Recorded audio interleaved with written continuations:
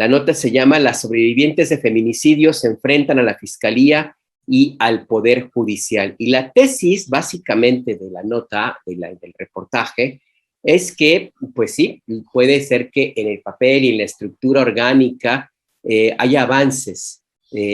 Por ejemplo, la creación de un área específica para investigar los delitos de feminicidio en Ciudad de México. Pero eso no basta para que la justicia llegue, ¿no? Guillermo Rivera, bienvenido a Momentum. ¿Cómo estás? Buenos días. Hola, muy buenos días. Gracias por la invitación. Cuéntanos, está Ernesto Ledesma aquí. ¿Cómo estás? Perdón, ¿cómo estás? Aquí está, perdón. Sí, no, Es que no te apures. sigo todavía aquí en el trabajo. Estoy bien, muchas gracias. Estoy bien, gracias. Gracias, perdón, Ernesto. Sí. Oye, Guillermo, pues no, retomando, bienvenido aquí a Momentum, retomando ahí Gracias. valiosísimo artículo, pues que tiene que ver, por ejemplo, este dato del que llevan, pues, años y años, ha habido décadas ya en esta batalla porque se pueda tipificar el feminicidio como feminicidio y no se coloque de pronto como en esto que está señalando aquí, pues violencia familiar. Y hay una enorme diferencia entre el uno y el otro, y ahí pues tú documentas también los testimonios de estas largas batallas que tienen las muchas mujeres a lo largo y ancho de la República Mexicana. Platícanos de qué va tu nota esta. Sí, muchas gracias. Bueno, el reportaje nace de la necesidad de documentar las peripecias que padecen las sobrevivientes de un intento de feminicidio. El reportaje cuenta que efectivamente llevó muchísimos años que se tipificara el delito de feminicidio en la Ciudad de México, por ejemplo, pero las sobrevivientes, las mujeres que sobrevivieron a los ataques, se dieron cuenta o tuvieron la necesidad de documentar también, de hacerse visibles, porque no había quien hablara de ellas, pese a que las secuelas son inmensas, ¿no? Hablamos de secuelas de todo tipo, psicológicas, emocionales, económicas, etcétera. Y porque cuando ellas comienzan a juntarse, se dan cuenta de que este delito, el intento de feminicidio, normalmente se clasifica como violencia familiar o lesiones dolosas en la fiscalía. Y bueno, nosotros traemos algunos datos muy específicos en el que se ve claramente que, el delito de violencia familiar trae una cifra bastante alta en los últimos años en la fiscalía, mientras las tentativas de feminicidio son muy, muy poquitas. Específicamente tenemos el caso de que en la fiscalía, durante todo 2020 y 2021, se tipificaron como tentativas de feminicidio solamente 29 casos, mientras la Fiscalía de Violencia Familiar tiene más de 19,000 casos en el mismo periodo. No, en un periodo más alto, que es de 2018 a julio último. Entonces, lo que hacen las mujeres y las organizaciones feministas que llevan este tipo de casos es preguntarse, en realidad, ¿cuántos de estos casos en realidad corresponden a tentativas de feminicidio? Porque los casos que nosotros concretamos que estamos contando en el reportaje, que son 3 específicos, todos fueron en su momento catalogados como violencia familiar. Entonces, si estos 3 casos al final se catalogaron de esa manera, mientras claramente fueron una tentativa de feminicidio, las feministas se preguntan cuántos casos no hay en esta misma situación. Y bueno, más allá de esa cifra, el hecho de que seas una sobreviviente, que hayas padecido por 1000 situaciones para exigir justicia, es otra de las cosas que nos pareció súper importante poder documentar y que están reflejadas en este reportaje. Las sobrevivientes se enfrentan a esto, ¿no? Primero fueron víctimas de un intento de muerte, y luego, al exigir justicia, las que logran detener esa posibilidad tienen que enfrentarse con las trabas que pone la fiscalía, y luego no solamente la fiscalía, sino también el Poder Judicial. Entonces son batallas eternas, dolorosas, desgastantes, y por eso nació la necesidad de hacer este reportaje. Algo que tú planteas en este reportaje, Guillermo, es que uno de los obstáculos para que se avance en algo que costó mucho tiempo y que tiene que ver con la tipificación legal para que por lo menos exista esta herramienta jurídica y que defina claramente cuándo se trata de un intento de feminicidio o un feminicidio y no de otro tipo de violencia. Un obstáculo es la forma como las mismas jueces y agentes del Ministerio Público, y me refiero a ellas y no a ellos, porque es otro cantar, como abordan los casos que les llegan a partir de sus propias creencias y de su propia concepción de la ley, básicamente, ¿no? Cuéntanos un poco más sobre esto. Sí, bueno, gracias a estas mujeres que yo entrevisté, porque fueron las que otorgaron toda la información, es que yo me di cuenta de que efectivamente había un patrón que ha estado ahí todo el tiempo, que es vigente, que lleva años, pero del que no se habla, y es el gran papel que juegan jueces y juezas al momento de dictar sentencias, porque efectivamente, o sea, es una desgracia que la mayoría interponga antes de la objetividad, interpongan sus ideas personales, sus prejuicios al momento de dictar una sentencia.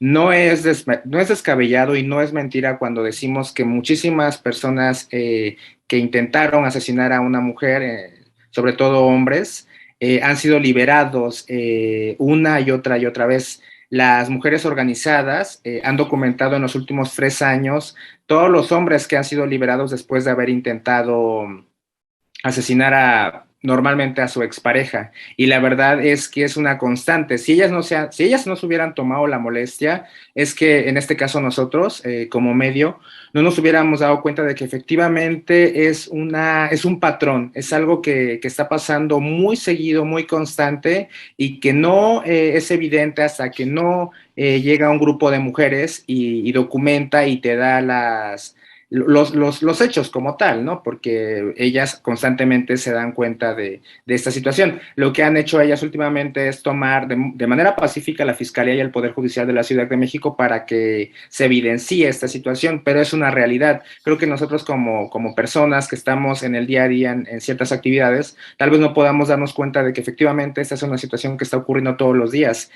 Ellas que padecieron esa situación, que sufren esa violencia cotidiana, son las que se tomaron a la tarea de hacerlo y son las que nos puedan informar a nosotros y por lo tanto me parece que es muy importante poder documentarlo. Ya, Guillermo, para la audiencia, para quien te está escuchando, pues se conformó un grupo colectiva de sobrevivientes de feminicidio. Platícanos un poco más también sobre esta colectiva, dónde están, cuántas mujeres lo integran, si hay manera de contactarlas también por parte pues de alguien que requiera un tipo de apoyo, de asistencia, Guillermo Rivera. Sí, muchísimas gracias. Esta colectiva nació porque una de las fundadoras, que se llama Carolina, sufrió un intento de feminicidio en 2014. Cuando ella tenía 52 años, de parte de quien había sido su pareja, pero 30 años atrás.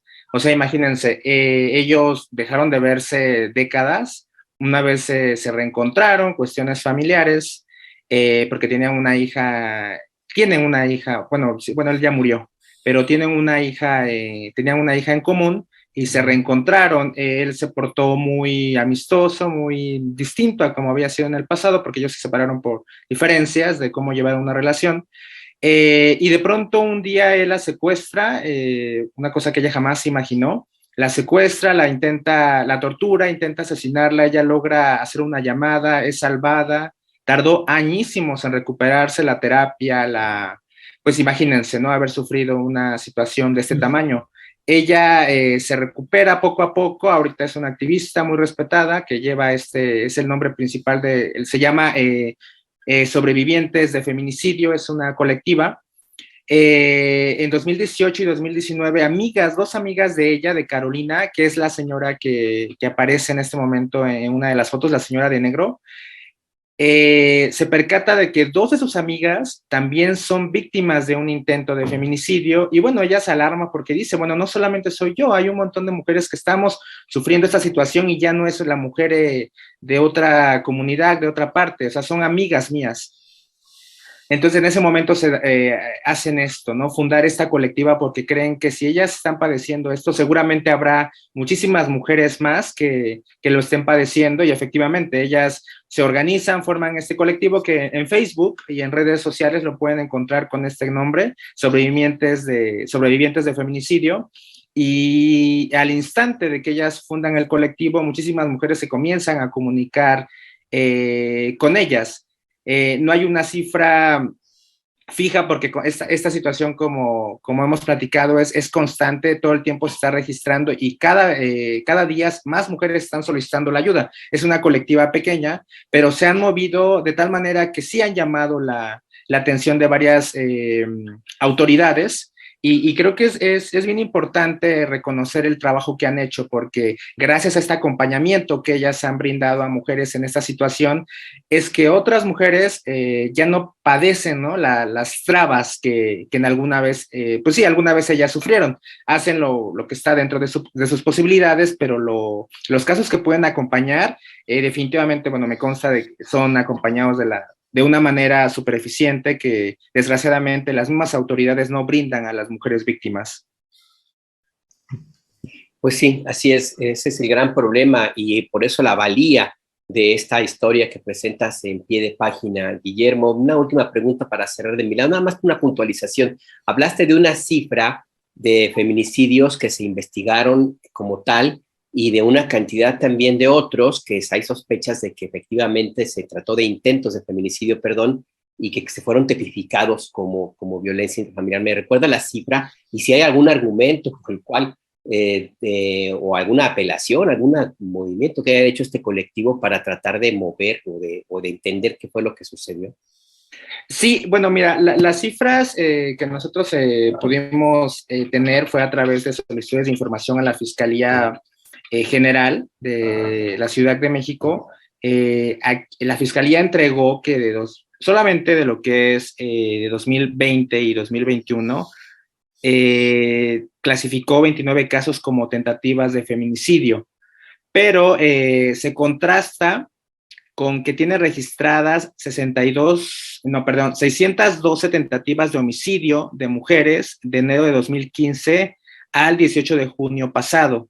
Es decir, durante todo ese periodo fueron más de 600 tentativas de homicidio, pero solamente registró como tentativas de feminicidio en 2020 y 2021, lo cual para las organizaciones, las feministas, solamente es un indicio de aferrarse a no catalogar este delito de la forma correcta. Insisten en la figura de homicidio cuando se trata una violencia ejercida con todo el dolo hacia mujeres. Entonces, eso es un dato bastante escandaloso y es por eso que las mujeres han hecho esta lucha constante de ir a manifestarse pacíficamente a las autoridades para que los casos que evidentemente fueron un intento de feminicidio se reclasifiquen a la figura correcta, y esto es una realidad. Gracias a ese esfuerzo es que han logrado que algunos casos, que es uno de los que tenemos documentados en el reportaje, se clasifique a lo que es, porque es el caso de una mujer que su expareja intentó asfixiarla,